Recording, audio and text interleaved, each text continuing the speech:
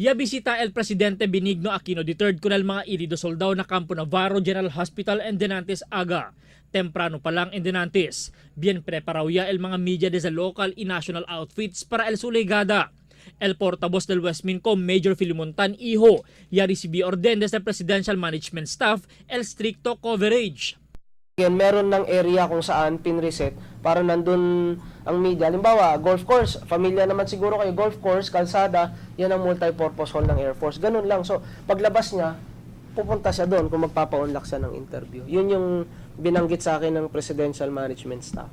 He will also be talking to the families of those killed in action. So, after that, he will be flying out of Zamboanga City for another engagement. Cuando llega el presidente na Edwin Andrews Air Base en Denantes aga, en de repente ya anda con el uno del mga yamuri soldado, con Corporal Bangkay rin alin na su residensya na Ayala en Denantes, que uno del mga killed in action del Abril 9 operasyon.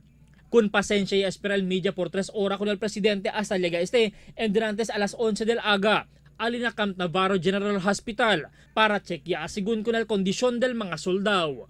Distrito el implementación de seguridad con el presidente, donde hasta con el media ya previni sila para el man entrevista.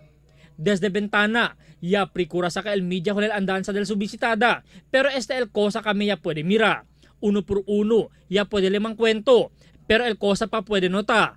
Eletare lang, junto con el disuyo AFP Chief of Staff General Hernando Iriberi y con el disuyo Secretary for National Defense Voltaire Gazmin.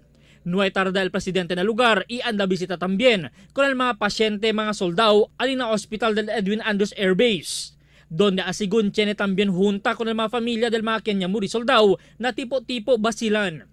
Albert Luna, Dateline, Zamboanga.